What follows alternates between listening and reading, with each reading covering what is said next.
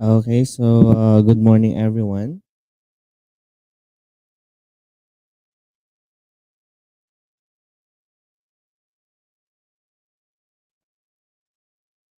And yes, good morning, good morning.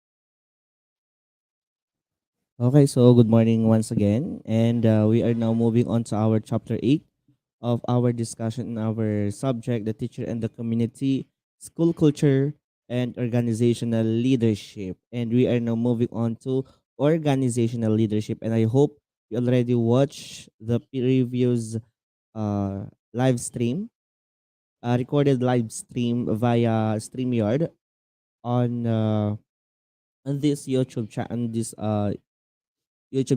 and this is yeah, okay, that's the chapter 7 about the teacher and the community, the teacher's ethical and professional behavior. And now we're moving on. That's we already discussed ethical and behavioral professional behavior of a teacher. So we've done that uh through some of the contents of the code of ethics for professional teachers, which is that is a very important um, ethics that a professional teacher must have. And now we will be moving on to organizational leadership, and we have here our objectives for this chapter. And objectives of this discussion is located on our description box. Okay, but even though it's located on the description box, please allow me to read our learning outcomes. At the end of this chapter, you should be able to explain what organizational leadership is, distinguish between leadership and management, describe different organizational leadership styles, explain what situational leadership, servant leadership are, and discuss how to sustain change in an organization. Okay, so without further ado, let's start. Okay, so in chapter 8, it's the organizational leadership expected of professional teachers who are care of and are embarked on continuing professional development. So as a professional teachers, we have this continuing professional teachers. That's which is very important sa atin. Sa mga nagre-renew ng kanilang mga license, no? Meron tayong dapat na tawag na CPD. Ilang units? It's 15 units CPD. Ano tong mga CPD na to? We have the seminar, training, something like that. Okay? Yung mga sa DepEd, we have the inset. Okay? Or ngayon kasi naging virtual na siya. Ayan. So yun yung mga pwedeng gamitin na ginagamit ng mga professional teachers, or we have the CPD converted into CPD na which is 15 units para makapag-renew ng lisensya natin. Okay? Marami namang nagbibigay ng mga CPD, mga organizations na nagbibigay ng CPD. Nga lang yung iba is libre, yung iba is may bayad. Okay? Kung nakita niyo yung mga My Day ko noon na from the DICT and yung isa pa, ayan, yung Vibal, 'di ba may nakalagay na 5 and 4 CPD units. Ayan.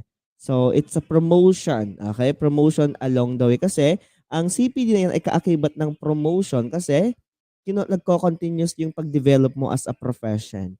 With this in mind, this course won't be complete without a discussion of an effective leader and manager for which you will be in the future.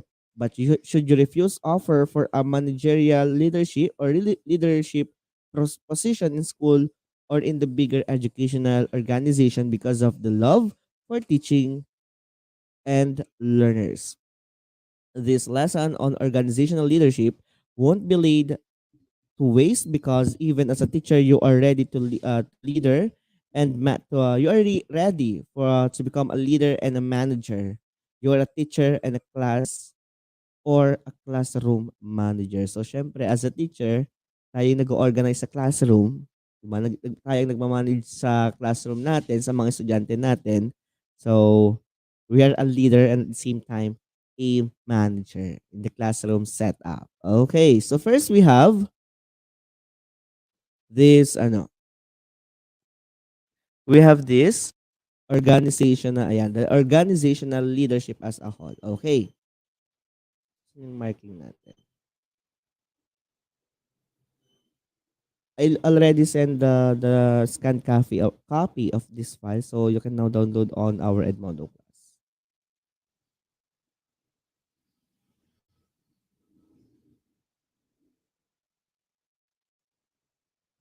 Organizational leadership.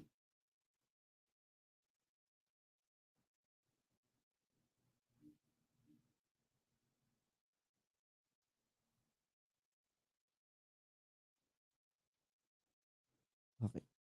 In organizational leadership, leaders help set strategic goals for the organization. Okay? In organizational leadership, leaders, okay, sabi dito, leaders help, wait lang, yan na.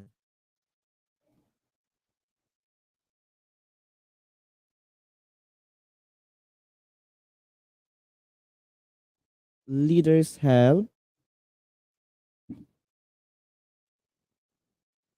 set strategic goals for the organization. Okay. Leaders help set strategic goals for the organization while motivating individuals within the organization to successfully carry our assignments in order to realize those goals. In the school setting, the school leaders help set the goals or the targets for the school and motivates teachers, parents, learners, non-teaching personnel, and other members of the community to do their task and realize the school goals. So yung mga school leaders natin sa class sa school, they motivate us, no, para gawin yung task natin. For example, si school head mino-motivate si teacher. Hindi lang si teacher, yung mga sa admin staff, the faculty, the staff, the admin, the non-personnels, mga ganon, and the community para gawin nila yung task para maganda yung magiging kalabasan ng ng ng organization. Okay? Parang para siya maging smooth sailing or yung takbo ng organization. So as a leader or as a school head, okay, school leader, you should be a guide or a motivation to everyone. Okay, so we have the organizational leadership works towards what is best. Okay, works towards what is best. Ayan, for individual members. Okay, it works what is best for every individual members and what is best for the organization as a whole. Okay, so hindi lang siya sa individual members and also to the organization as a group. Okay. So syempre, 'di ba, hindi in a organizational leadership, hindi lang naka-focus tayo sa members natin. Okay, hindi lang tayo naka-focus sa iisa because we are a team. There is no I in a team. Sabi nga nila, 'di ba? So hindi ka lang naka-focus sa isang tao. Since we are in a leadership, we are in an organization, dapat tumitingin ka din sa organization mo as a whole. Okay, about towards the what's best not for the everyone, every individual persons in the group, but also what is best for the whole group, to the organization as a whole. Ayan.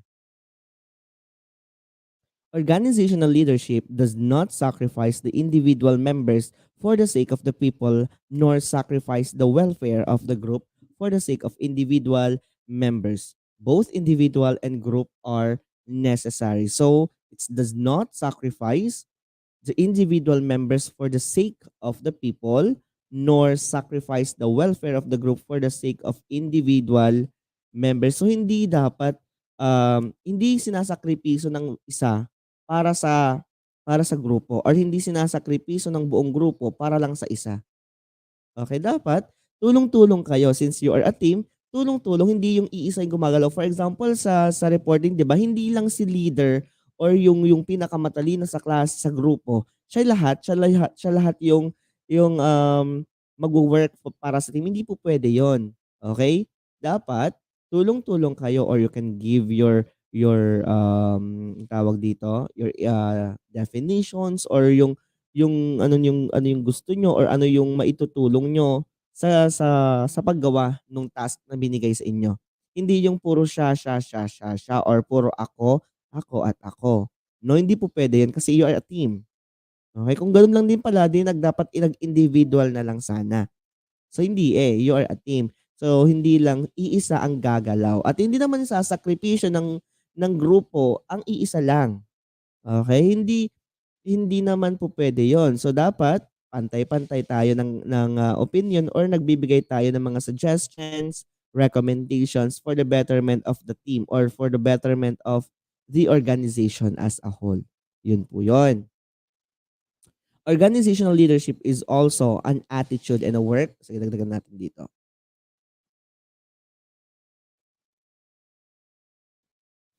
Okay. Organizational leadership, yung kanina, does not sacrifice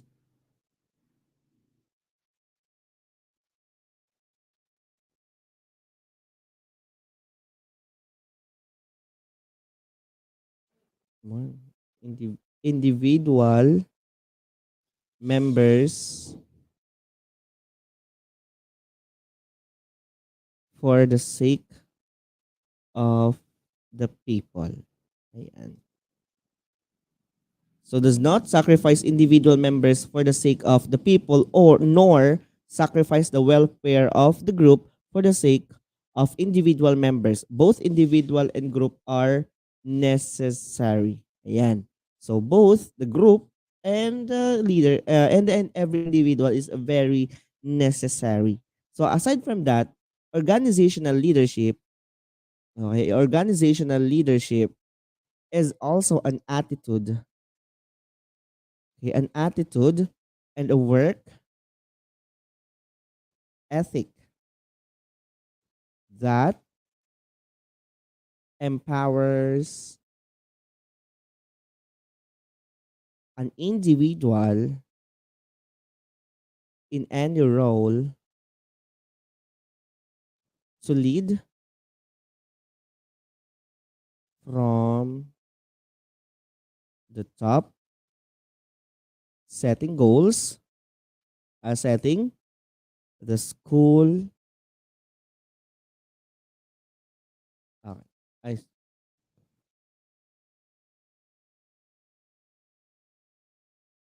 ganyan na pala. Okay. Sabi dito, an organizational leadership is also an attitude and a work ethic that empowers an individual in any role to lead from the top. So, as an organizational leader, okay, as a leader, you must not be a pessimist to the group. Okay, you must serve as inspiration or a motivation, or you carry a positive energy, a positive mindset for the sake of everyone. Okay, kasi you are leading the group hindi puwedeng ang isang leader ay napakanega, okey, apaka-bugnutin, napakainit ng ulo. Kasi hindi magwo-work ang team or hindi na empower ang bawat isa sa inyo. So as a leader, you must carry a positive vibes, a positive energy, sabi ko nga, a positive mindset. And it empowers or it motivates every individuals para mag-lead, kaya nilang i-lead or magampanan nila yung role nila from the top or yeah, from the top or to the whole as a whole. Okay, the school leaders help anyone from the organization, not necessarily from the top, to lead others. An example of this leadership, which does not necessarily come from the top of the organization, is teacher leadership. So, dito,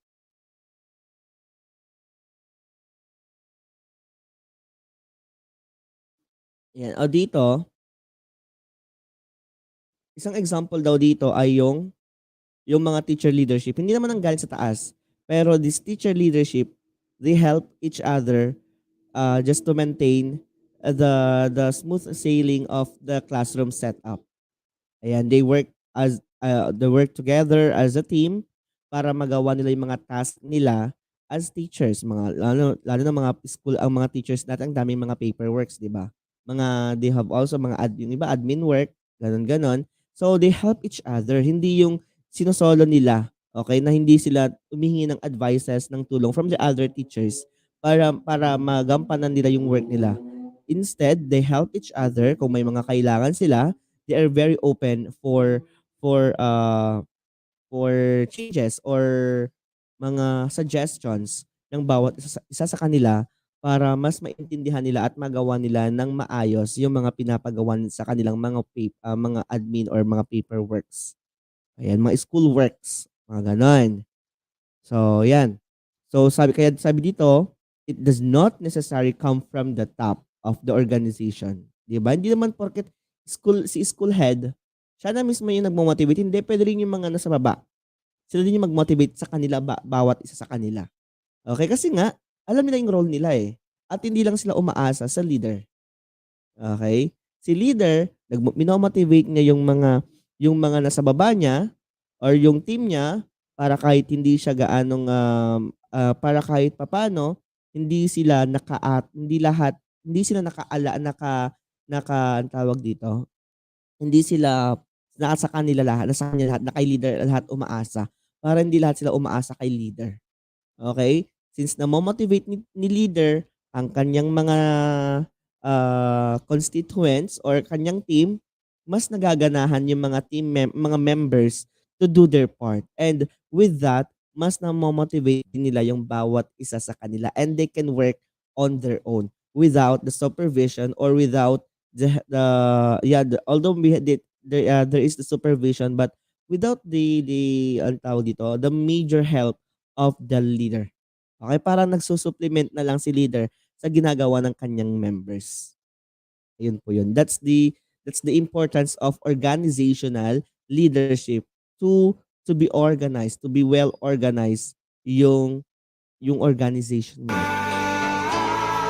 Ayun. Wait lang, nag-play yung video. Ayun po. So we have here leadership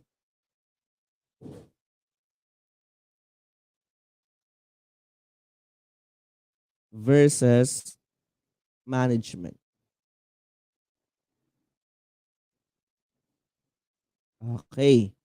Leadership versus management. Are leadership and management synonymous? What do you think? Is leadership and management synonymous? Mhm.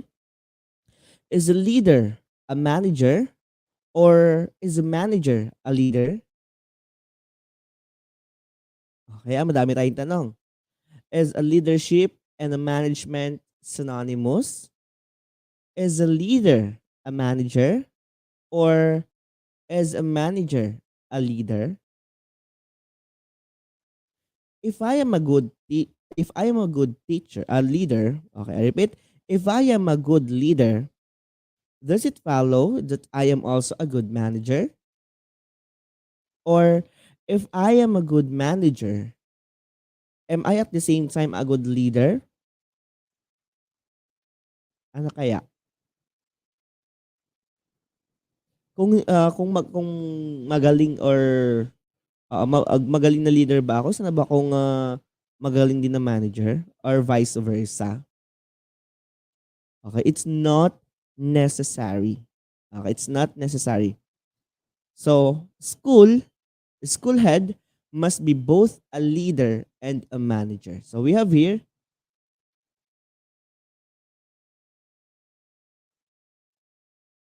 a school head must be a leader and a manager.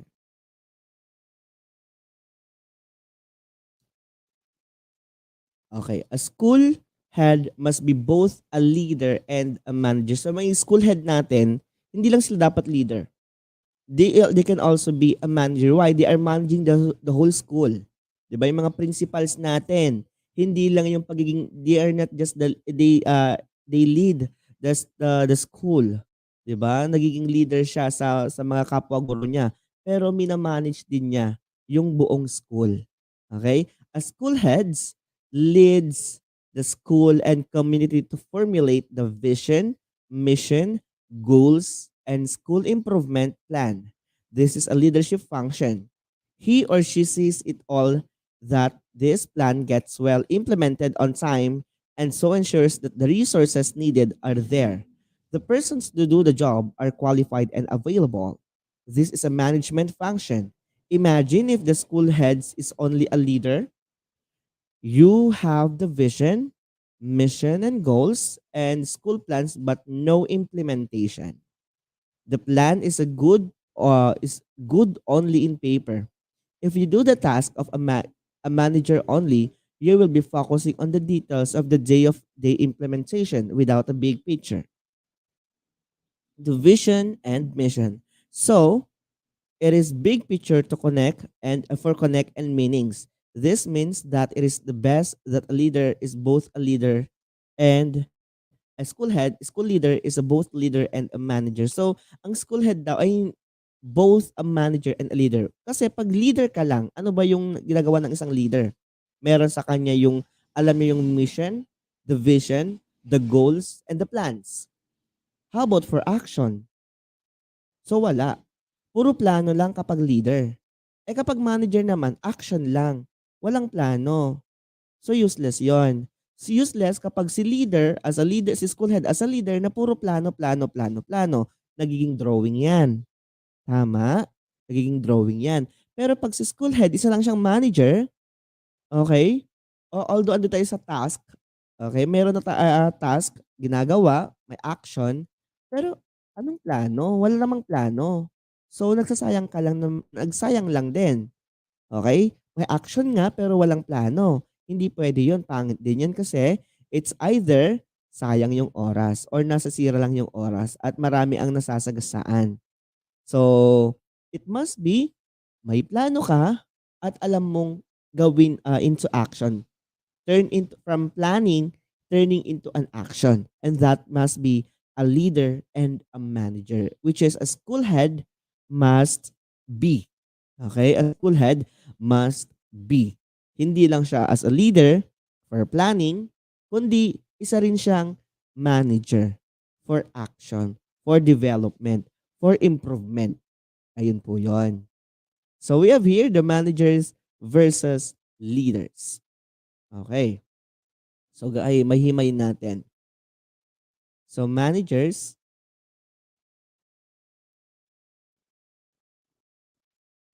versus a leader. First one is administer. Administer. A managers administer. What do you mean by administer? Their process is transactional. Meet objectives and delegate tasks. Okay? May yung proseso is very transaction. Per transaction yung ginagawa pag nag-administer ka. Okay? They meet the objective and yung mga delegated tasks. Ayan, so yung transaction, okay. Maayos yung proseso ng transaction. Sa leader naman, ang gawain ng isang leader is innovate. Innovate, when we say innovate, their process of transformational, develop a mission and find a way forward. So innovation. Okay, transformal 'yan. Ay transformational, wherein tina-transform ka na to learn more, to be better version of yourself. Na hindi lang ito lang yung kaya mong matutunan. Meron pa. Pwede pa nating i-level up innovation. Okay? So, to develop a vision and find a way forward. Yan yung isang gawain ng isang leader to innovate. Next, dito naman sa managers, work focus. Work focused. The goal is to get things done. They are skilled at allocating work. So, nakafocus siya sa work. Okay? Meron silang due date na dapat lang tapusin. And meron silang goal din na kailangang tapusin. Na yung goal na to at dapat at the end of the day, matapos ito. No if, no buts. Okay? They're skilled. Aside from that, they're skilled at allocating work. Very skillful ang mga ad managers, how they manage their work. That's why they are very focused on their work. Kasi nga, they have they have to done that work before due date. Okay, before due date or at exactly on the due date. Ayan. So, yan yung gawain ng isa sa mga uh, ang tawag dito, attitude ng isang leader. And for ng manager, sorry. For leaders naman, we have people focus. People focus, when we say people focus, the goals include both people and result. They're about you and you want to succeed. Hindi lang nakafocus din sila sa tao. Okay, about the goals. Okay, it includes the goals for both the people and the result. Kung ano yung goal nilang mga tao, ng estudyante, at kung ano magiging resulta niya. Okay? They are care about what you will succeed someday. Yan yung mga leaders. They are very caring for everyone, for your result, for the result of what you are doing. Okay, yun yung mga ginagawa ng isang leader. So, manager naman have subordinates. Have subordinates, they create circles of power and lead by authority. Okay, so meron silang team din na circle of power will say na merong authority. Persons in authority. Members sila meron silang mga kasamahan na members in may mga nasa authority sa mga managers. While for the leaders, they have followers. Ayan. They create circles of influence and lead by inspiring. So kay subordinates, it lead by the authority. Yung pinakamataas na may katungkulan. Okay, kasi syempre sila yung minamanage kung ano yung mga ano yun. Unlike sa leadership naman, they have followers because they serve as inspiration. Leaders serve as inspiration. At kapag ikaw ay nagbibigay ng inspirasyon, nagiging follower ka niya. Okay, nagiging followers ka niya. Okay, kasi nga i-inspire ka sa kanya. Okay? So, yon. So, syempre, for example, okay, for si teacher nyo, si Sir Amber, naging inspirasyon nyo. So, minsan, you are following him to be hindi naman sa yung follow mo yung ginawa niya, yung how his story inspires you, something like that. Na sana sooner or later maging yung ganun din yung magiging kahinatnan ng mga ginagawa ko right now. Parang ganun. Kasi nga naging inspiration mo siya sa mga ginawa niya. Ganun po 'yon. And for managers, do things right. Do things right. Okay, bakit do things right? Managers enacts the existing culture and maintain status quo. So do things right. Dapat gawin nila yung tama. Okay, gawin nila yung tama kasi they are managing eh. So as a manager, alam nila yung tama. Okay? Alam nila yung tama, so dapat gawin nila yung gawin nila yung tama. While for the leaders, Do the right thing. Okay, do the right thing. Meaning, leaders shape the culture and drive integrity. When we say do the right thing, gawin mo kung ano yung tama. Magkaiba yung gawin mo yung tama at gawin mo kung ano yung tama. Hindi lahat ng ginagawa natin ay tama, pero pwede nating gawin kung ano ang dapat ang magiging tamang gawin. Okay? So that's for managers. It administer, work focus, have subordinates, and do things right. While leaders, they innovate, people focus, have followers, and do the right things. Those are the difference between the manager and a leader. So I hope naiintindihan ninyo. Okay? So meron naman yung scan file, pwede niyong basahin dyan. Okay po? Nagkakaintindihan po tayo? Okay, very good. Okay, now we have the types. Types of skills demanded of leaders. Types of skills. Leaders, okay, types of skills demanded of leaders. So ano nga dapat tong mga skills? Ano nga ba tong mga skills na to na dapat taglayin, na dapat meron sa mga leaders? Leaders use three broad types. Three broad types of skills. We have technical, we have human, and we have conceptual. Okay, very broad nga talaga, no? Technical skills, okay, we say technical skills refers to any type of process or technique. Okay, technique like sending emails, preparing a PowerPoint presentation. So technical. Sa technical field tayo, technicality, dapat alam mo yung mga technique.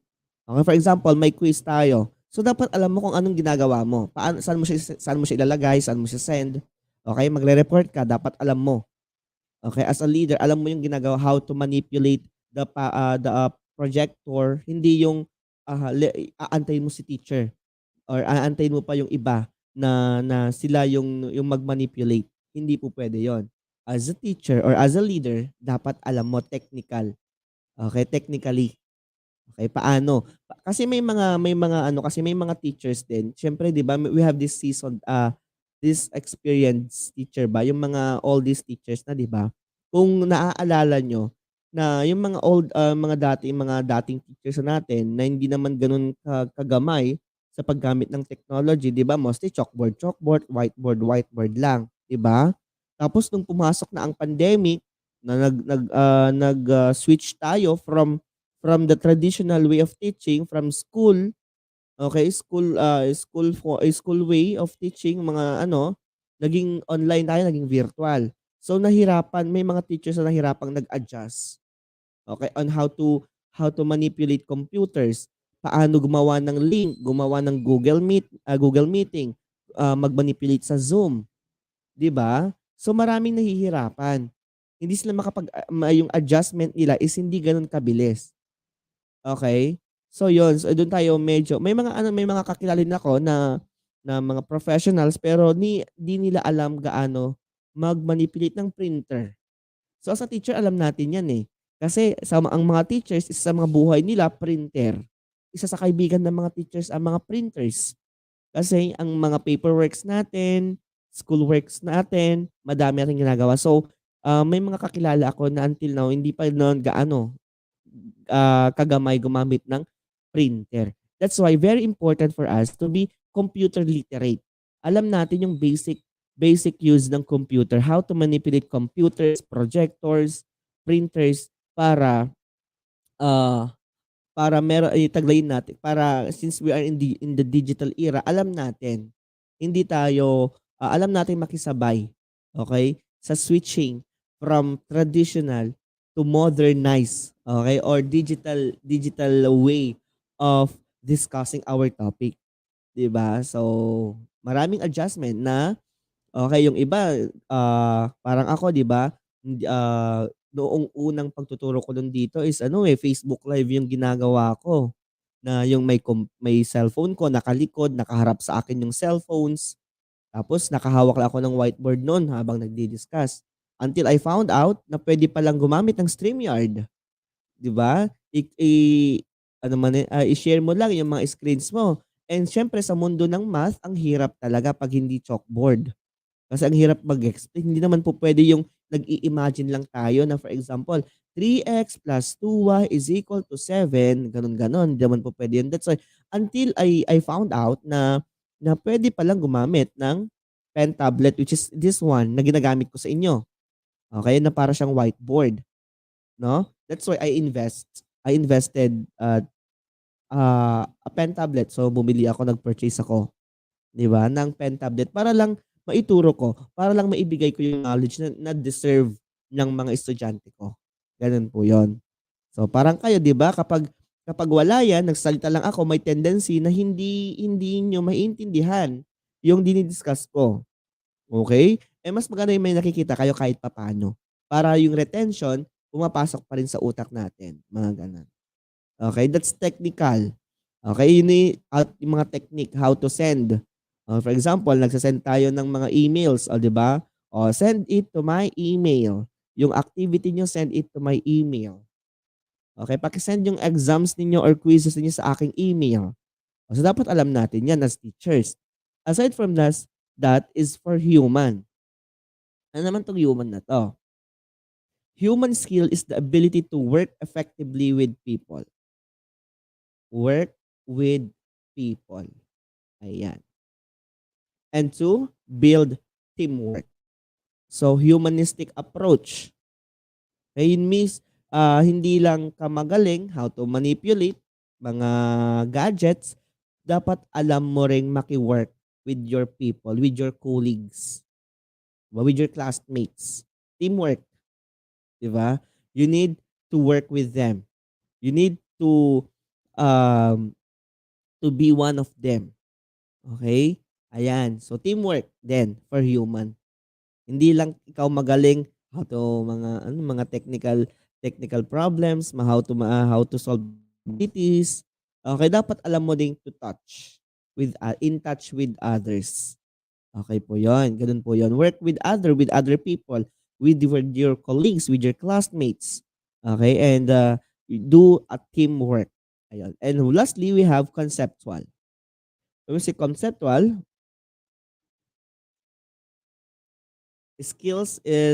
conceptual skills is the ability to think in terms of models, framework, and broad relationships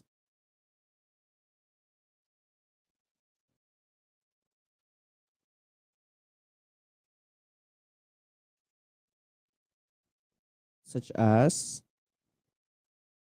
long range plan.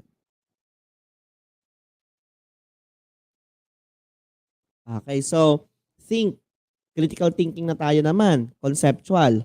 Alam mong think in terms of the models, the frameworks, and the broad relationships such as a long range plan, how to think. So, papasok na tayo sa metacognition, thinking about thinking.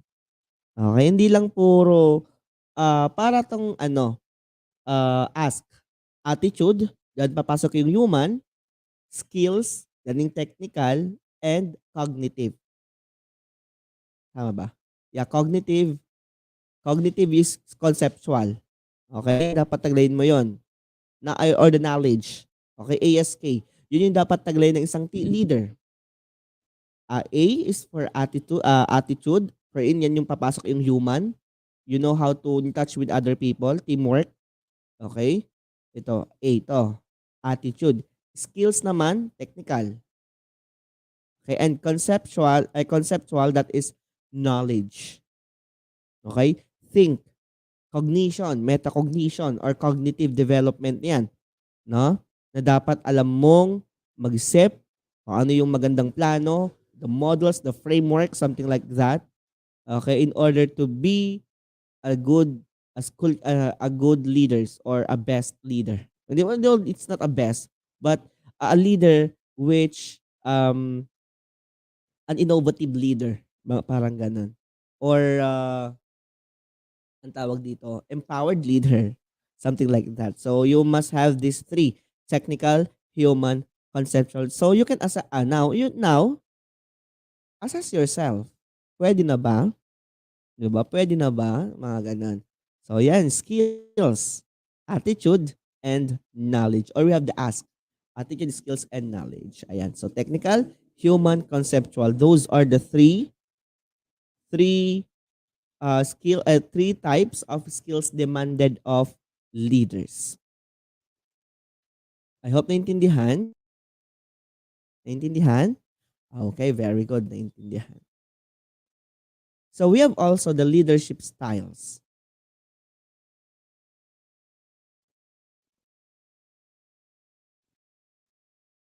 Wow, may mga style ang mga leadership, ang leaders. Ano yung mga yon? We have autocratic, we have consultative, okay. We have also democratic. And last, we have laissez-faire or laissez-faire.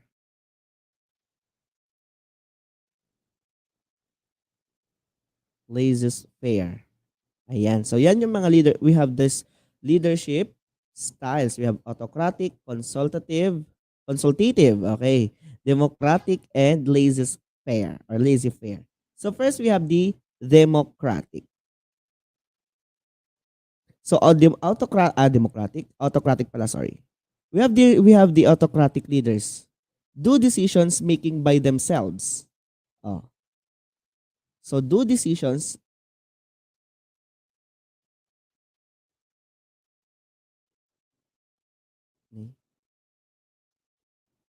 making by themselves. Ayan, so sila-sila lang din. Okay? They make decisions by themselves. Parang ayan yung mga yon. So yan that is autocratic. They are making decisions by themselves while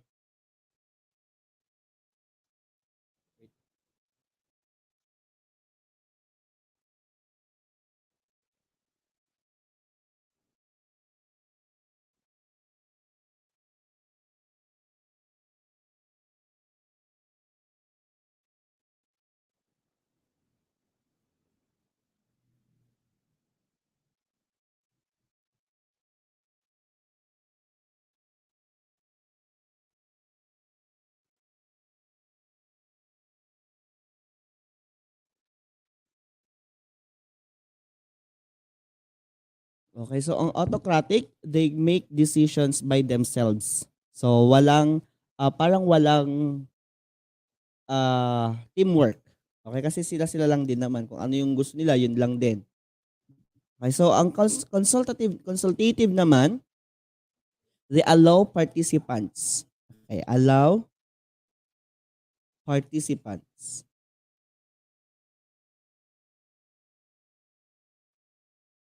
Ba, or participants in consultation. Ayan na lang. Okay, ang consultative naman, consultative leaders allow participation of the members of the organization by consulting them but make the decisions themselves. So although they make decision themselves, pero they allow yung mga participants na they kinagather din naman lang yung mga opinion ng kanilang mga kasama. Okay, unlike sa autocratic, sila-sila lang ang gumagawa ng mga decision. Yung mga autocratic leaders, sila-sila lang ang gagawa ng decision. Unlike sa consultative, hihingi ka sa mga consultative leaders, hihingi sila ng mga opinion ng kasama nila, ng mga participant, pero at the end of the day, sila lang din naman yung magbibigay. Nasa kanila yung last say. Okay, nasa kanila lang din naman yung decision. Although the best part the brighter part of that is humingi sila ng ng consultation or ng opinion or suggestion sa kanilang mga participants or mga members. Okay? So, this is what happens in consultation meetings called by school when they increase tuition fees. Sometimes, education stakeholders get disappointed that their suggestions are not carried after school leaders have consulted them. They do not understand that consultation does not necessarily mean approval of a stakeholder's suggestion. Ito yung, for example, may meeting tayo. Okay. So, pwede ba, for example, ang agenda ng meeting is pagtaas ng tuition fee. Okay? So yung iba sa inyo magsasabi ng disadvantage kung bakit magtataas ng tuition fee, kung bakit kailangang hindi magtaas ng tuition fee, or kung bakit kailangang magtaas ng tuition fee. Madami kayong hinanaing na sinasabi.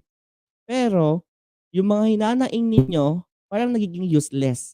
Kasi nga at meron na silang sagot or meron na silang nakapag-decide na sila. Yung mga leaders natin, ang mga consultative leaders natin.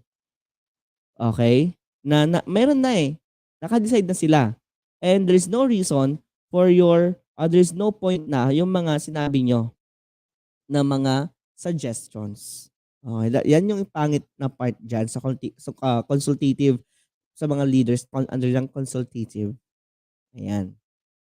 O syempre, hindi nakakarry yung mga suggestions ng mga ibang teachers sa mga meeting, di ba? Okay, so for example, ano pa ba yung mga ano, kung gawin bang bongga ang ganyan-ganyan. So marami kang suggestion pero at the end of the day, hindi ia-allow yon. Kasi nga, at the end of the day, their decision is final. The leader's decision or consultative leader's decision is final. Ganyan po ang mga consultative. Next, we have also democratic leadership or democratic leaders. Democratic leaders allow the members of the organization to fully participate. Ayan. Fully participate in decision making.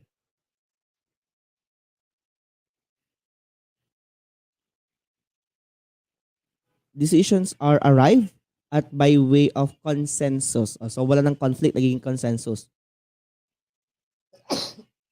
Excuse me. This is a genuine participation of the members of the organization which is a key in keeping with school empowerment. So sa democratic, from the word democratic, alam naman natin, di ba? So pantay-pantay. So nasa consensus tayo. Kung ano yung pinag-usapan, kung saan nagkaroon ng consensus, yun yung magiging decision ng buong grupo. Okay? So, by participation ba ang members? Yes. Okay? May chance ba na magbigay ng suggestion ang mga members? Yes. Inaalaw ba yung suggestion? Yes. Anong nangyayari? Nagkakaroon ng consensus or what we have, the votation, majority wins, di ba? Who are in favor of this one? Okay, so kung saan yung majority or kung saan nagkakaroon ng consensus yung buong grupo, yun yung ia-allow nilang final decision. Unlike kay consultative, may consultation pero the final decision is on the leader. Okay? So autocratic, ang tawag dito, walang consultation, whatever the leaders want, yun na yun. Ganun po yun. Sa democratic, hindi. Kung ano yung napagmitingan, kung ano yung napagdesisyonan, nagkaroon ng consensus, walang conflict. Okay, ano yung majority win, majority, yun, doon tayo. Ganun po ang democratic. Now, we have also the laissez-faire or the laissez-faire. Okay, a laissez-faire or free reign leadership style. Leaders avoid responsibility and leave the members of the organization to establish their own work. Okay, so sa laissez-faire, we have this kanya-kanya. Kanya-kanya. So, sabi, avoid responsibility and leave the members of the organization to establish their own work. So, iniiwan na gawin lang ng mga members yung trabaho nila. And to work on their own. The leadership style leads the kanya-kanya mentality. One weaknesses of the Filipino character. There will be no problem if the situation is ideal. Example, each member of the organization has reached a level of maturity and so if members are left to themselves, they will do only what is good for the organization. On the other hand, it will be a chaos if each member will do as he or she please even if it's against the common good. So, yon. So, laissez-faire, ayan. So, iniiwan na lang sa kanila. So, kanya-kanya. Okay? Kanya-kanya kung ano ang gawin mo, di gawin mo. Kung ano yung ganun yun. Walang teamwork. Kumbaga, walang teamwork ang mga laissez-faire. Kanya-kanya mentality ang mga yan. So, which leadership styles are participative, the consultative, and the leadership? Okay, saan sa apat ang participative ang style? The consultative and democratic leadership styles are the only ones that allow for participation of the members of the organization. Yes naman, 'di ba? Sabi ko nga, si democratic at si consultative, sila lang yung may participation ang mga members, wala nang iba. Si Liz Spear hindi walang consultation 'yan. Walang member parang walang ano to, walang consensus ang Liz Spear. Kanya-kanya, okay? Kaya autocratic naman, si leader lang. Si Liz Spear, okay, kanya-kanya na 'yan. Walang pakialamanan, parang gano'n. Between the consultative and democratic styles of leadership, the democratic style is genuinely participative because it abides the rules of the majority. Ayan. So aside naman sa dalawa, although consultative and democratic are participative, the most genuinely na nakukuha yung pagiging the best style is the democratic. Bakit? Kasi it allows the suggestions of the people or of the members, and then pinag-uusapan, pinagbobotohan. Okay, kung ano yung majority, yun yung susundin, yun yung gagawin. Unlike kay consultative, sabi ko nga na may suggestion pero hindi inaalaw. Okay, kung ano may suggestion man, pero at the end of the day, kung ano yung sinabi ng leader, yun lang din ang susundin. So the best style is a democratic leadership. Ayan. So nagkakaintindihan tayo. So dapat wala sa inyo later on ang maging autocratic. Kung anong sinabi ko, yun lang yon. Okay? Wala lang iba. So dapat hindi rin pwedeng consultative, no, na meron ngang agreement pero hindi mo naman gagawin. Kung ano lang din pala yung sasabihin mo, yun lang din, useless lang din, sayang lang din yung meeting. Okay? Wag din yung laissez-faire. Kasi nga, walang teamwork na nagaganap dyan. Walang teamwork na magaganap dyan. Okay? So, dapat democratic. May agreement, may botohan, everyone is open for suggestions, recommendations, something like that. Okay, kung anong majority, yun tayo. Ganun po yun. Nagkakaintindihan tayo? Yes, I hope so. Those are the 4 leadership styles. Now let's proceed to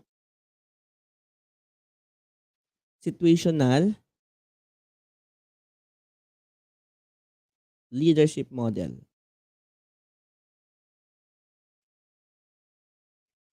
Situational leadership model. In situational leadership model, effective leaders adapt their leadership style to the situation of the members of the organization, to the readiness and willingness of the group members. Paul Hersey and Kenneth Blanchard in 1996 characterized leadership styles in terms of the amount of task behaviors and relationship behavior that the leader works to their followers. They categorize all leadership styles into 4 behavior styles, which they name S1 to S4. So we have here the behavior styles in, ayan, discuss natin. Behavior styles in situational leadership.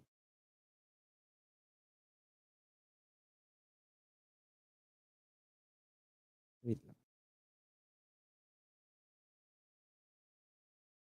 Situational leadership. Ayan. So first one, S1, kaya sinabi yung nasa S1 to S4 daw. So S1, ano yung S1? S1 is selling or directing.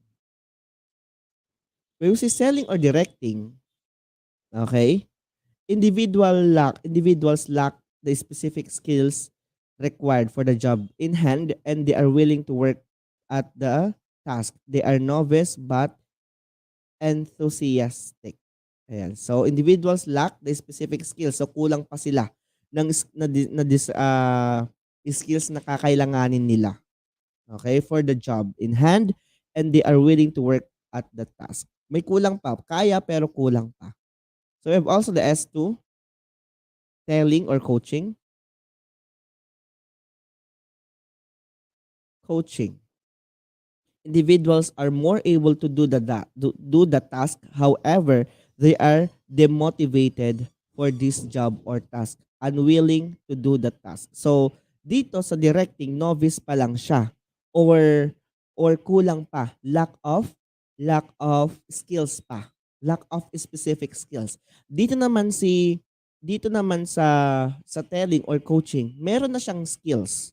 Okay? Meron na yung deserving skills pero walang motivation. Nade-demotivated sila. So hindi sila namo-motivate. Okay, kahit sino naman siguro, 'di ba?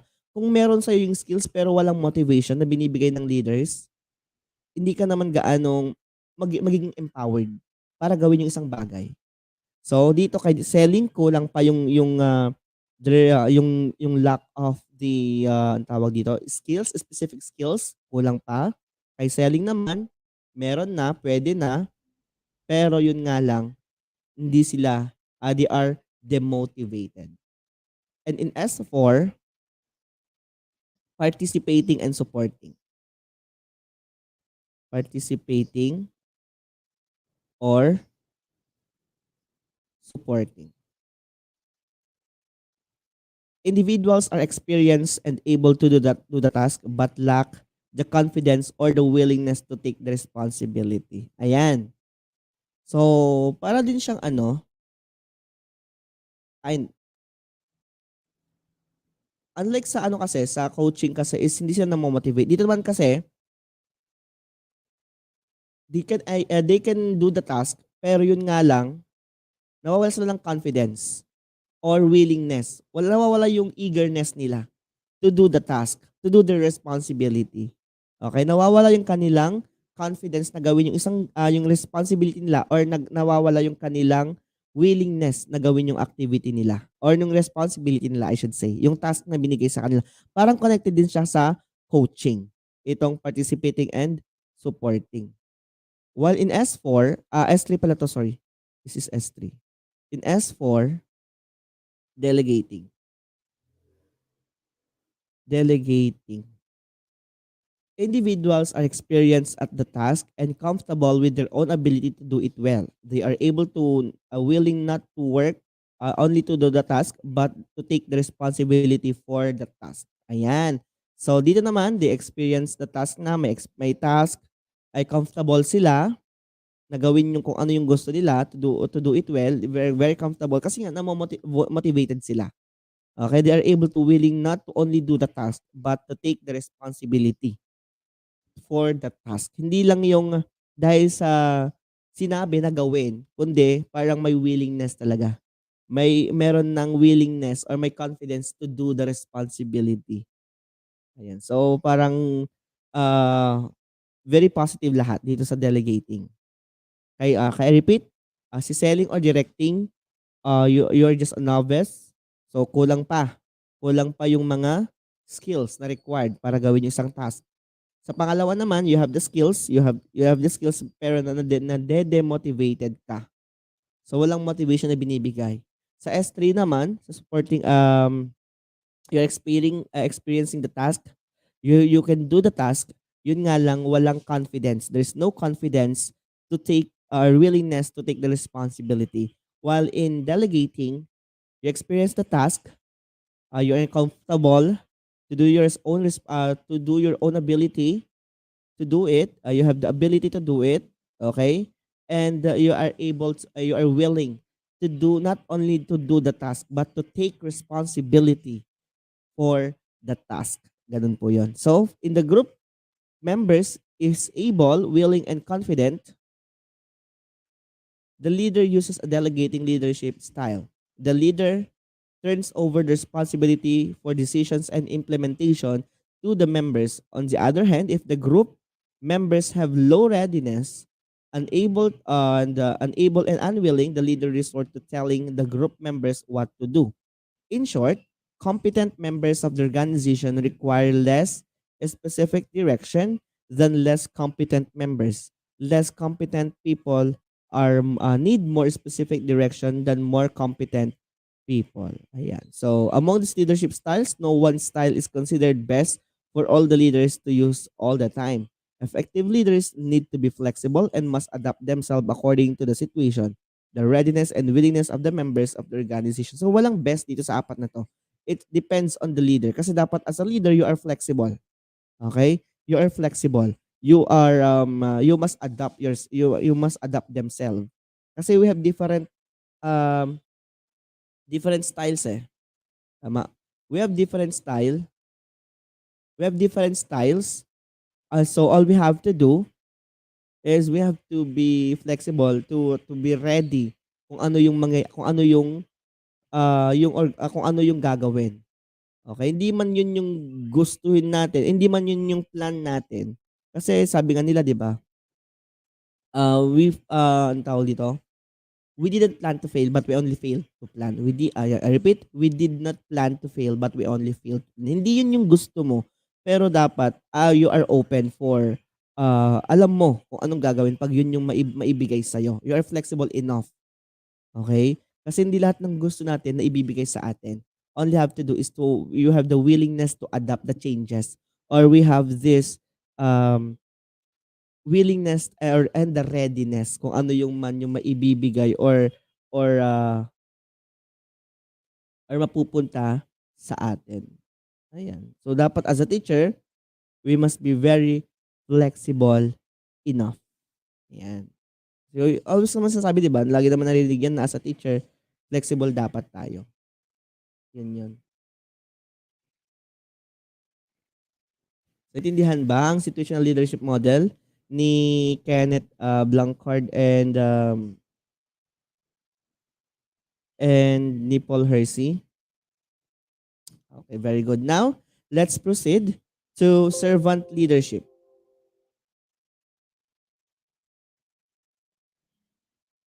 Servant leadership. Ayan. So dapat tayo mga leader, we have also a servant. Ayan. So Robert K. Greenleaf in 1977 coined the paradoxical term servant leadership. How can one be a leader when he or she is a servant? Kaya nga, di ba? Naging leader kung paano naging leader ang isang tao kung servant naman siya. That's the common thinking, but the paradox is Greenleaf's deliberate and meaningful way of emphasizing the qualities of a servant leader. He described the servant, okay, ito yung sabi niya, first, it begins with the natural feeling that's want to serve. Okay, natural feeling. Para maging servant, leader ka, dapat you have this natural feeling na gusto mong mag-serve. Hindi dahil sinabi, kundi dahil parang pumasok isip, parang gusto kong mag-serve. Parang hindi mo naman siya gusto, pero parang may something na okay, biglang pumasok na, parang gusto kong mag-serve. Parang ganon. It's a natural feeling na pumapasok na gusto mong mag-serve. Okay? Begins with the natural feeling that one wants to serve. Then conscious choice brings one to aspire to lead. The best test is, do they serve grow as persons?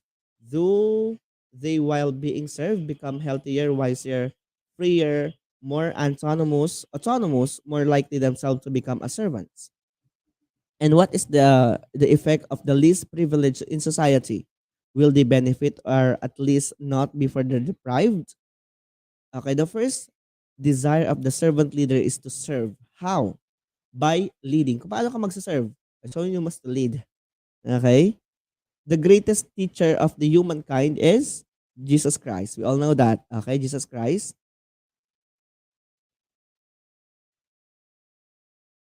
Greatest teacher of humankind. Diba? Yes naman. So, sabi niya dito, and Jesus Christ is a servant leader. Tama? Yes, Jesus Christ is a servant leader. Oo nga naman, he's a servant and also a leader, a servant leader. He thought his principles na, sabi niya, okay, ito yung sabi ni Jesus Christ, he who wants to great must be the servant of all. Okay? The life of the greatest teacher was a life of total service at all. So sabi niya, he who wants to great to be great or to be great na yan, to be great, to great pala. So to great must be the servant of all. So bago ka, kung sino ang gustong maging leader, kasi like, let's use the word leader, maging leader, dapat isa kang servant ng nakakarami. 'Di ba? Parang yung mga officials natin, they are not leaders, they are servant leader. Okay? Mga servant leaders ang mga 'yan. 'Di ba? Yung ang mga leaders natin, they are a servant leaders. So often, ayan, public servants, 'di ba? Narinig na ng public servants. So we often hear the term public servants. It refers to the appointed and elected officials of the government to emphasize the fact that they indeed are servants of the people. Yes, 'di ba? They are the servants of the people. Yung mga public officials natin. Their first duty is to serve, and in serving, they lead. 'Di ba? Anong ginagawa ng mga mayor, ng governor, ng president? Ang ginagawa is he serve his people, his constituent. Okay?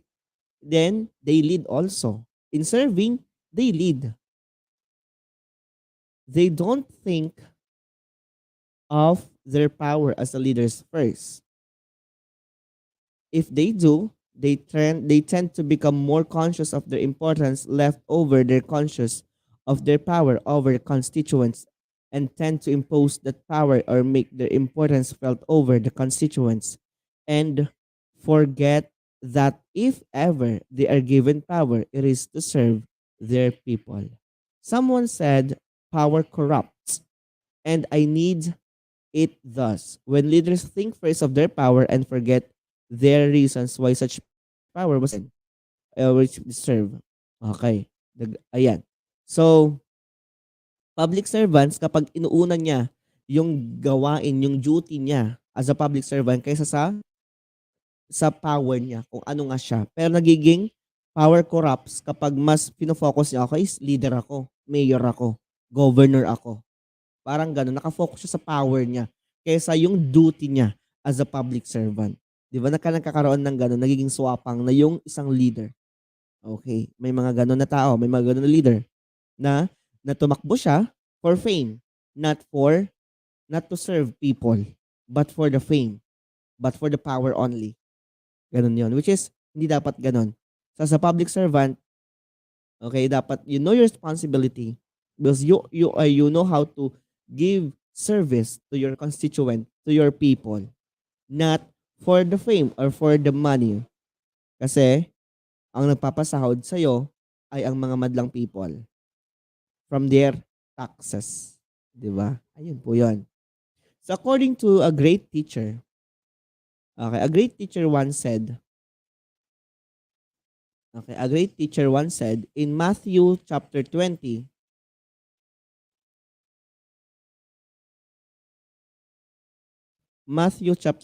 verse 27 says that, and whoever wants to be first among you must be your slave. And whoever wants to be first among you must be your slave. O, di ba? Kung sino daw yung gusto ng mauna ay magiging slave. Di ba? So, parang ano siya, parang yung syempre yung gusto yung mas mataas, yung mas nauuna, nagiging slave din siya kasi nga meron siyang responsibility na dapat gawin. And also in Matthew Matthew chapter 23 verse 11 says that the greatest among, ayan, the greatest among you shall be your servant. O, di ba?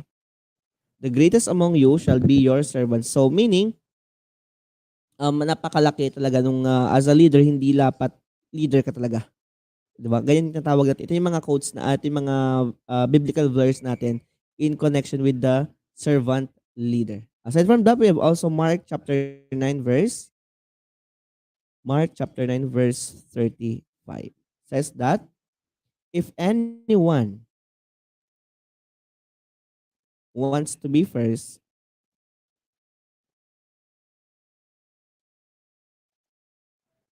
he must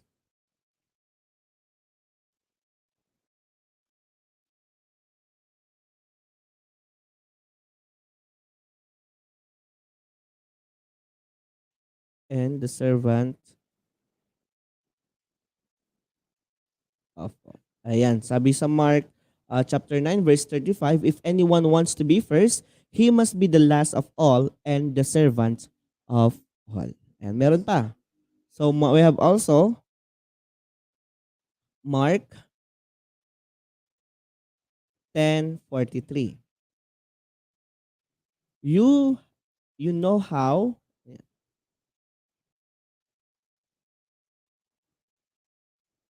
the pagan rulers make their powers felt,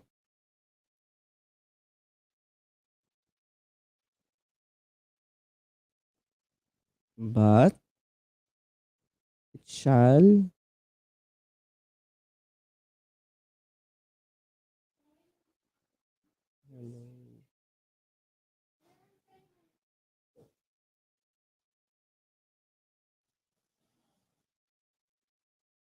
instead.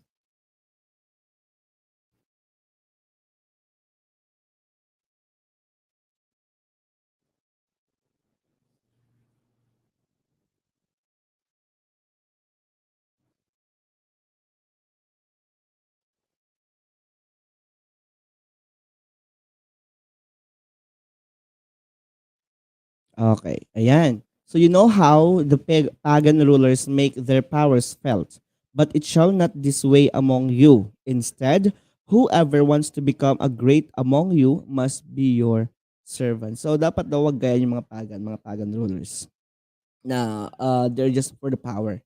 But okay, hindi dapat ganun daw. It must be whoever wants to be uh tawag dito, to be a great leader or a great one, you must be a servant for all. Parang ganun. Okay? Has his whole life was a life of service. In fact, he wanted to impress this idea of servant leadership by doing something dramatic in the last days on earth. He washed the feet, 'di ba? Si Jesus Christ, 'di ba? Alam na niyang mawawala na siya, pero naging servant pa siya. Naging servant siya. He is a leader, but he became servant for all. Ano yung mga ginawa niya noong mga ilang araw lang siya sa mundo? He washed the feet of the apostles. Diba meron yon? Binugasan niya yung paa ng mga apostoles niya. Washing the feet was the work of a servant in his time. So yung paghugas daw ng paa ay gawain ng mga servants. So, and he did that. Tama? He did that. He washed the feet of all of his apostles. He wanted to etch in the memories of the apostles the idea the leaders are supposed to be foot washers. Leaders are supposed to be the servants of all. Servant leadership seeks to improve others in decision making. It's strongly based in ethical and caring behavior and enhances the growth of workers while improving the caring and quality of organizational life. The school heads who acts as servant leaders forever remembers that he or she is there to serve his or her teachers, the students, and the parents, etc., and not the teachers, learners, parents, to serve him or her. 'Di ba? That's why napapansin ko na merong connection pa rin yung mga naging teachers ninyo kasi he served, 'di ba? They served you. Okay? Naging tulay sila eh. Malaki yung ambag nila sa inyo na on how you are right now. 'Di ba? They are doing their work.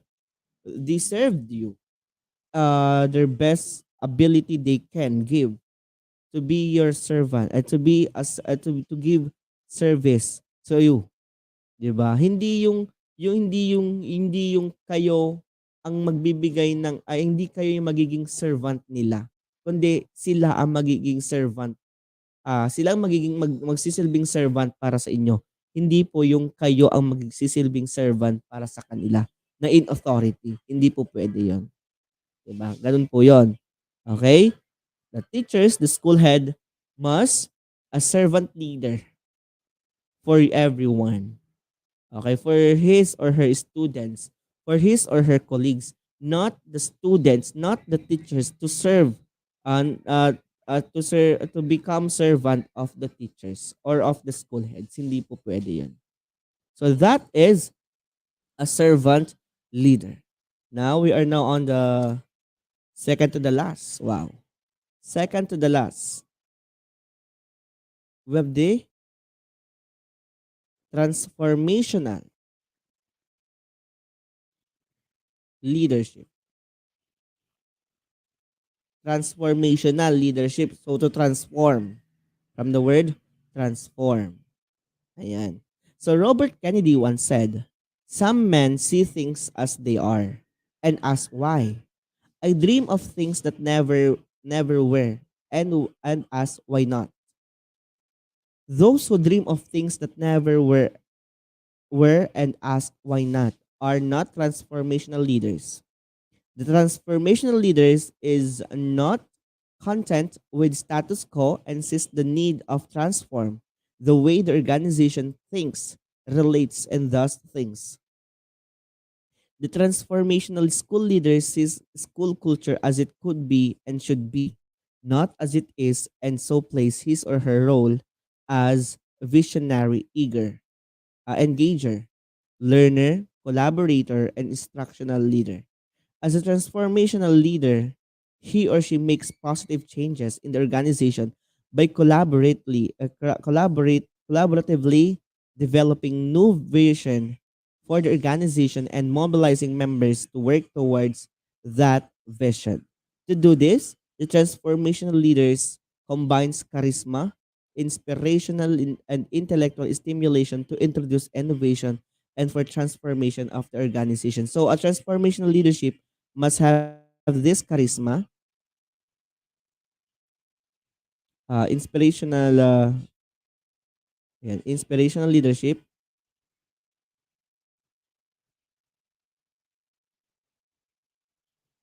We have also intellectual stimulation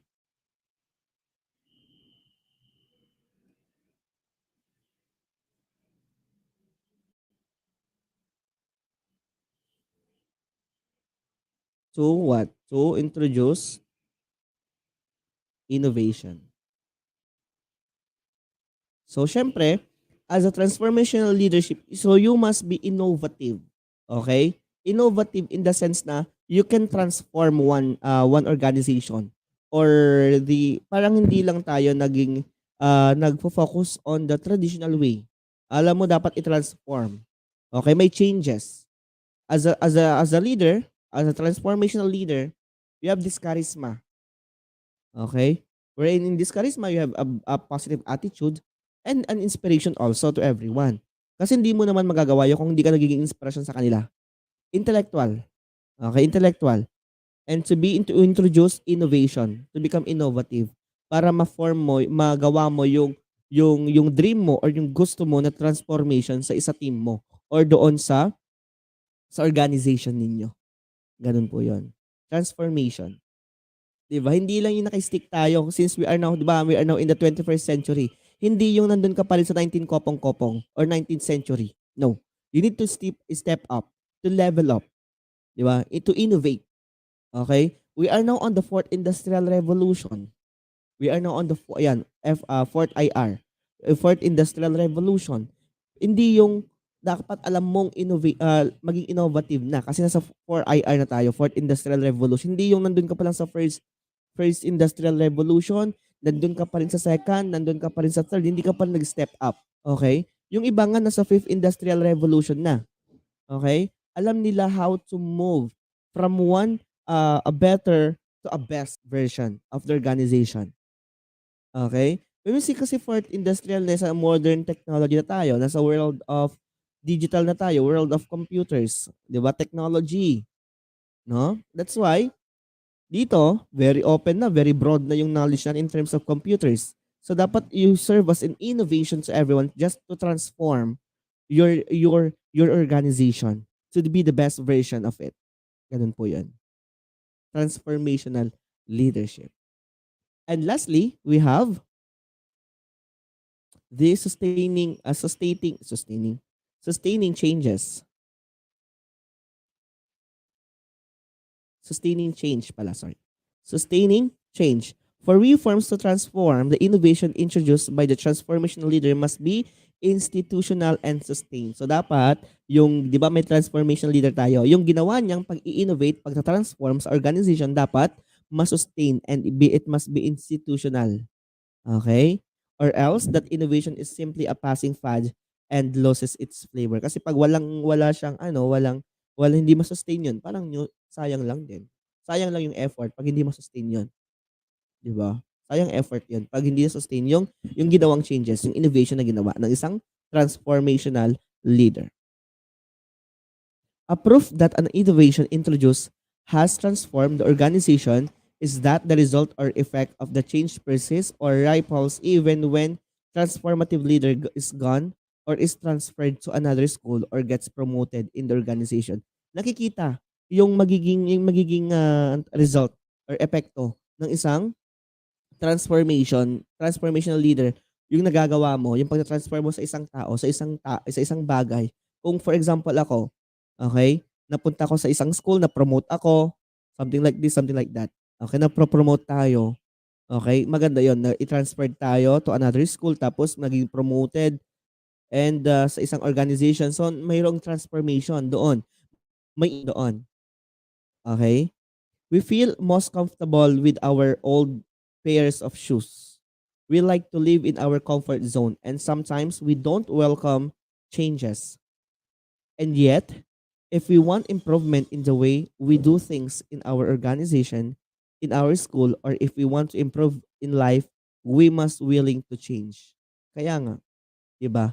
Maraming taong takot lumabas sa kanilang comfort zone.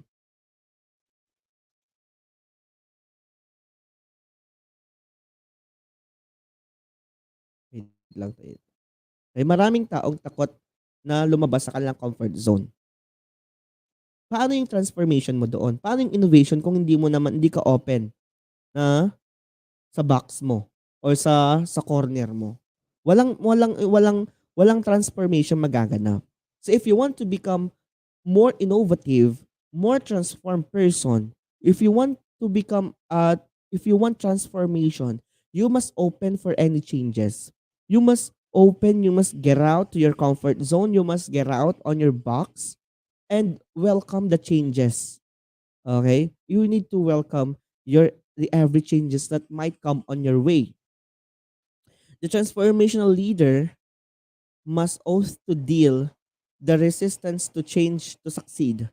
There will always be resistors to change to ensure that the innovation he or she introduces leads to transformation of the organization. We have the Morato of Bayan, ABS-CBN, gives the following advice. Ayan.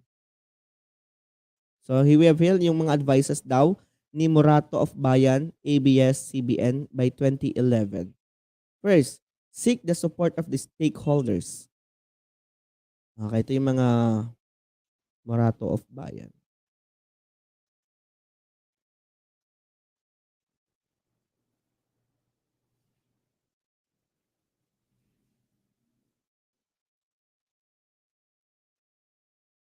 2011, ito yung mga advices. seek the support of the stakeholders.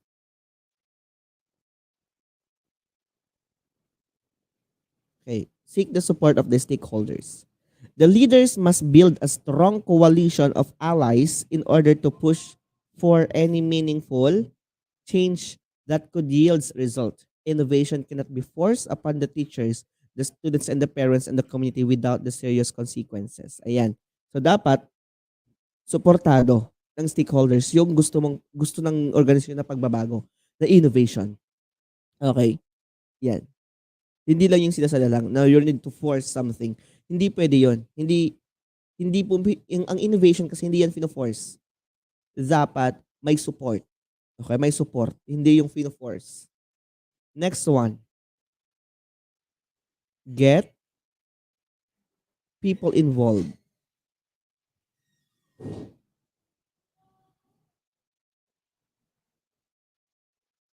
early and often. Get people involved early and often. Resistance drop off if promotion of the involvement of the participant.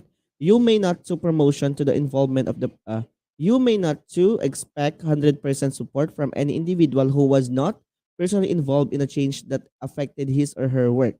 It is best set up networks to reach out as people as possible. So, hindi mo makukuha yung 100 support kapag hindi mo ini-involve ang bawat isa. Okay, for example, may gusto kang changes, hindi ako aware. So lang naman susuporta ako. Hindi naman ako aware sa mga changes na yan. So dapat everyone knows that you are for change, that you are for innovation, that you are for transformation at um you have these networks na aware sila kung anong changes na yon para suportahan nila kung ano yung pagbabago na yon. Tama? Ganun po yon. Next, plan a communication campaign.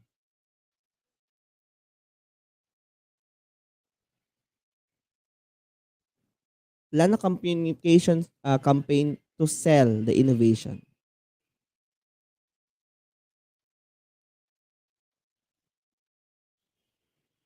Ayan. So the change, sabi dito, plan a communication campaigns to sell the innovation. Morata in 2011 asserts that the change envisioned must cascade downwards to the last lesson, plan, and ripple sidewards to win the support of the major stakeholders. So dapat dito, uh, para bang ibenta mo in the sense na kunin mo yung loob nila, 'di ba? Ligawan mo. Okay, para makuha mo yung innovation na gusto mo. Ligawan, communication, a good communication campaign. Okay? Hindi yung pen and paper lang. Dapat aware sila through communication, verbal communication campaign para alam nila yung innovation na gusto mong gawin sa isang bagay. Ayan. And we have the fourth one, ensure that the innovation pala, sorry. Innovation is understood by all. Oo nga naman. Okay. The benefits and cost must be appreciated and weighed carefully. So, dapat aware lahat, na naiintindihan lahat. Hindi lang yung isa, dalawa, tatlo, apat, limang nakaintindi. Dapat majority nakakaintindi. Para to avoid conflicts. Instead, we have this consensus. Okay? Pumunta tayo sa democratic. Para lahat magkaroon ng consensus, dapat aware ang lahat. Dapat naiintindihan ng lahat para iwas questioning. To avoid conflict. And lastly, consider timing and facing. Timing and facing. These are highly critical. Misstep might backfire and lack of sensitivity to stakeholders might lead to resistance. So dapat you need to consider also yung kung tama ba yung timing mo sa changes na gusto mo. 'Di ba? Gusto mo pala mag-innovate, kulang ka pala sa budget. Kulang pala, hindi pa pala akma sa panahon. So useless lang din. So tignan mo yung timing para maging smooth sailing yung changes or yung innovation na gusto mong maranasan or gusto mong maibigay.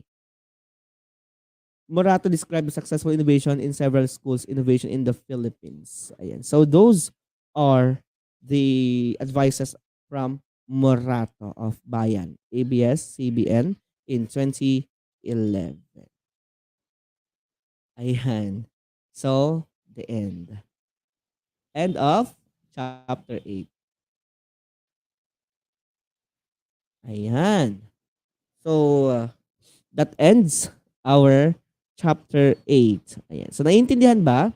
So, kwan lang tayo ha. Balikan lang natin. Okay, balikan natin. Let's have a recap. Recap. Let's have a recap.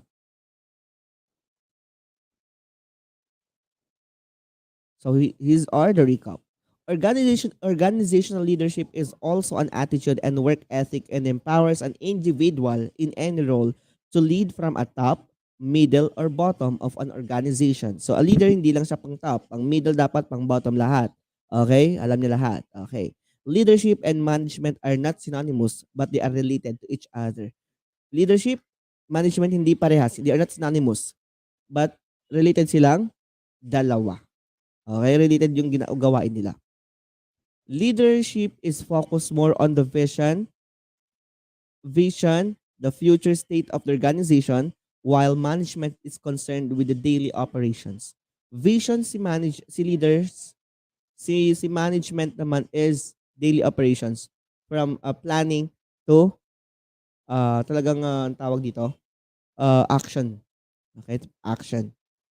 An effective school head is both a leader and a manager. Hindi lang puro leader kasi if leader more on drawing or planning. Dapat may action, action, action. So si leader is for action and si manager sorry, leader is for planning, manager as for action. So dapat yan yung taglay ng isang effective school head. He or she must be a leader and a manager. These are the various leadership styles from autocratic, consultative, democratic, or the laissez-faire or the free reign style. Democratic and the democratic leadership style is the most participative, okay? The most participative is democratic. Bakit? Kasi decisions are arrived at by consensus. Consultative style is also participative because it involves the members of the organization, but the leader decides. Autocratic leadership is dictatorial leadership. The members of the organization do not participate in decision making. In the laissez-faire leadership style, the leader does not interfere with the members on the organization who are left to decide for themselves. Okay, I repeat, ang pinaka most participative, it's the democratic. Okay, kasi nga may consensus. Okay, may majority. Okay. Ang tawag dito, consultative, may participation naman pero at the end of the day, the leader's decision is final. Yun lang yun. Autocrative naman is dictatorial. Kung ano sinabi ng boss, yun ay kung ng leader, yun na yun. Kaya nga dictatorial. While this pair, hindi sila nakipag-interfere with their members. We have this kanya-kanya system. In servant leadership, it is most important that the leader sees himself or herself as a servant first before he or she is a leader. Parang step-by-step process. Okay? Isa kang leader pero you know yourself na parang kang isang servant. How to serve. You know how to serve people. Transformation leadership is concerned with introducing and sustaining innovations. Transformation leadership is for innovation. For change, for transformation, to transform one organization. Situational leadership is leading the organization in a way that fits the situation, the readiness of the followers. Okay, situational is about the readiness. Situation siya. It talks about the readiness of the followers. And that ends the recap. And that ends chapter 8. Ayan. So,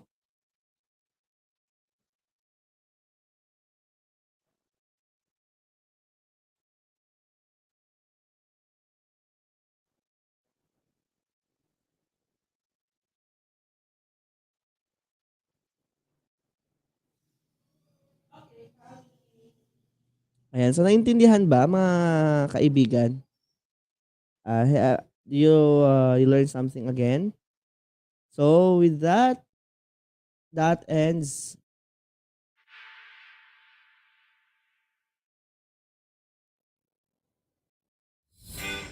That ends our discussion on Chapter 8, the organizational leadership. So I hope naintindihan na naman ang isang magdadalawang oras, 1 hour and 40 plus minutes of discussion of the whole chapter.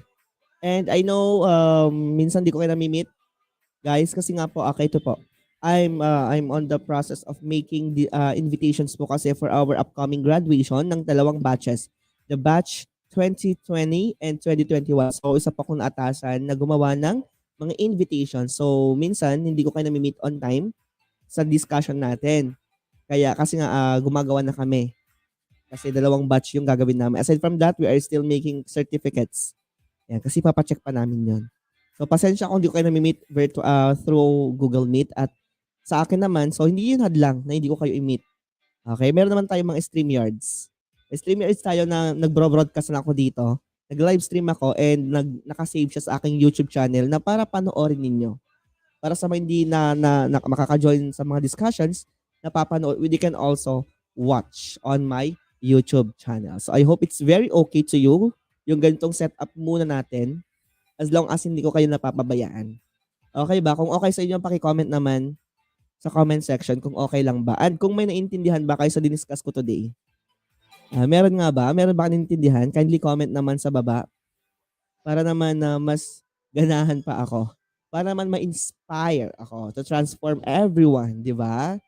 Okay? As a servant ng knowledge, servant of knowledge, not that gives knowledge, di ba? Learnings, dapat you serve, di ba? And for you, you look at me as inspiration for you to strive on your courses. So, I'm very thankful with that and I hope talagang nagagawa naman natin yung tungkulin natin as teacher, 'di ba? Na nagbibigay ng knowledge. And kung may naintindihan, please comment naman diyan sa baba. Ayan. So, next meeting, may tendency hindi ko kayo may meet Wednesday, tomorrow. May tendency ha. So, I hope natapos naman na natin.